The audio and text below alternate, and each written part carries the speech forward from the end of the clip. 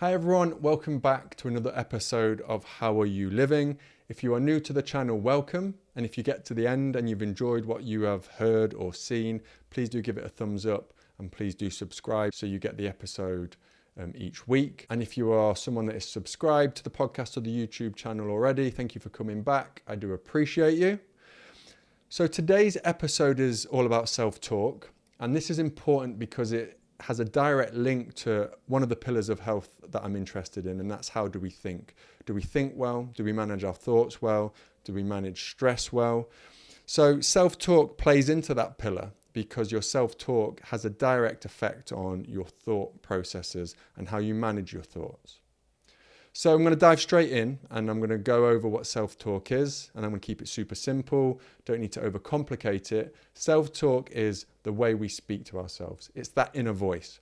And that inner voice might be subconscious, and for a lot of us it is. And this is okay if that self-talk is positive, but if you're like me and the many other millions of people that probably struggle with self-talk, there is sometimes that negative guy on your shoulder or woman on your shoulder that is talking in your ear, filling you with self-doubt, lowering your confidence, getting you second guessing.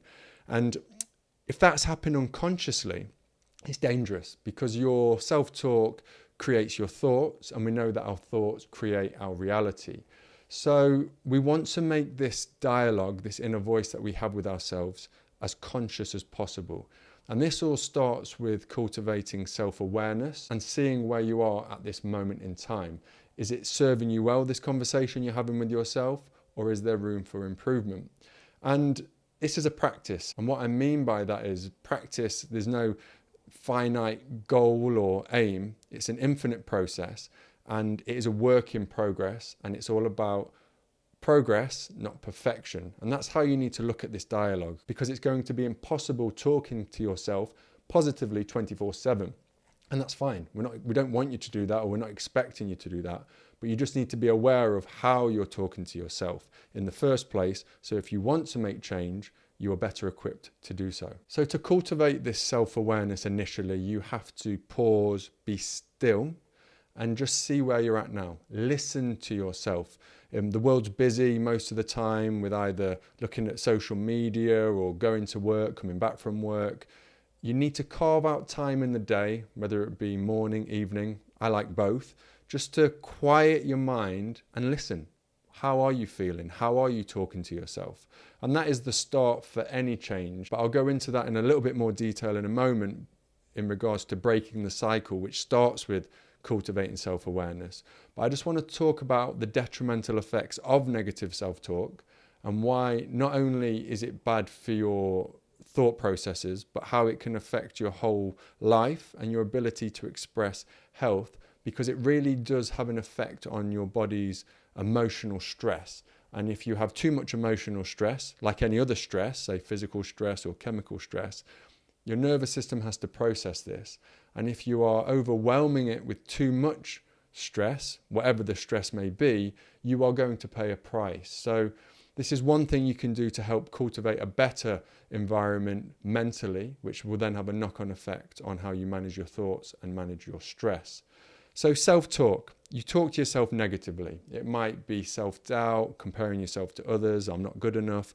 Why have they managed to do that? It's taken me too long. And then you can see it spirals. What happens though when you have this self-talk, you then create negative thoughts. And if you keep thinking negative thoughts, this will show up in your reality because your thoughts create your reality. So it makes sense to try and create an environment of more positive thoughts, so then it reflects and mirrors in your real life reality. Because these negative thoughts will then create low mood, overwhelm, stress, anxiety, and then that is going to be a negative feedback loop, and then you kind of spiral out of control. And the key is trying to create a pause so you can then catch yourself and then take a step back. So trying to create some psychological distance from what's going on inside to then make a decision on where you want to go moving forward. And this goes back to breaking the cycle, and it starts with awareness. So you catch yourself speaking negatively to yourself, and then that's going to create a thought.